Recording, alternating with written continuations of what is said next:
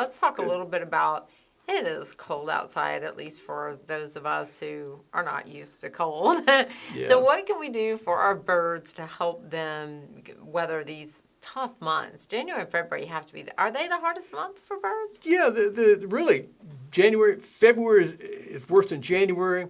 And why? Because it's getting colder and the food supplies are getting lower. The natural foods are running out. And I'm sorry, well down into March, there's just not a lot of food out there for them. Insects start coming out as it gets warm, that helps.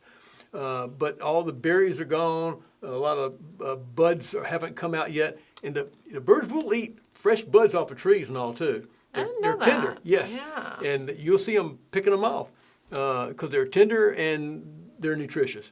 So that's where we come in with the bird feeders and putting out good food for them so it's ready for them. And I would call this time just when they need it the most. Yeah.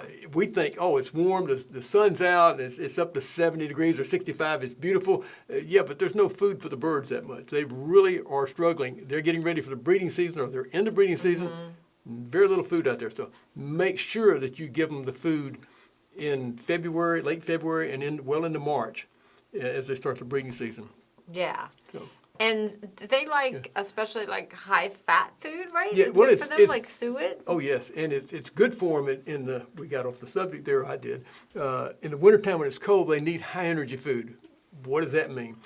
Really, sunflower meats, as opposed to, say, like a millet or something, there's a lot of oil in it. That means oil is equal to calories, and that's great for them. And suets, they're made with fat, so that's a high energy treat for them. So you get into suet products, and sunflower meats and sunflower seed, readily supplied. That really helps these guys get through the winter. There'll be some happy birds around there, and more of them will actually survive. Yeah, and those have to be the hardest one. And when it does get snow on the ground, it's very hard. I mean, it's not a lot of snow in southern climates like this, but like up in Pennsylvania and the Northeast and everything, what do they do when there's just snow on the ground? They can't get to, worms or anything like that. So what do they do? What's left is what they can find on trees. Yeah. Undersides of limbs and things. And so they just hang out until the food's available. Everything on the ground is gone. They can't reach it. Another thing which is interesting is in the wintertime, these guys really need water to bathe in. Yes. And I thought this was strange when I first got started. It's like, well, wait a minute. Why would they bathe? You watch them, they like get around the ice and start bathing.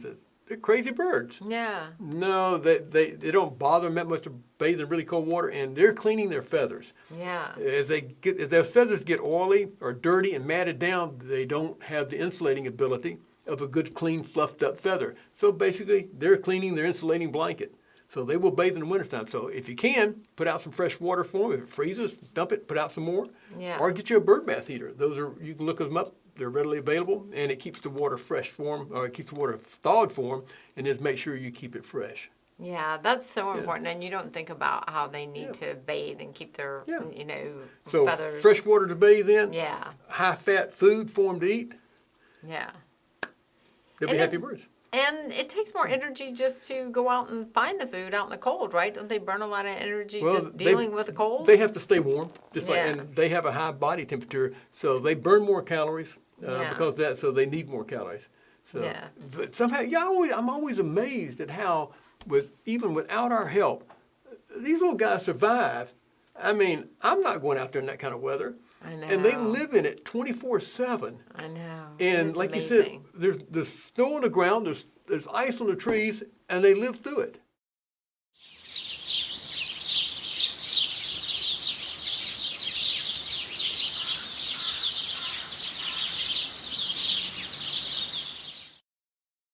Hello, this is Richard Cole. I want to thank each of you for watching, and I want you to subscribe to our YouTube channel, and don't forget to share it.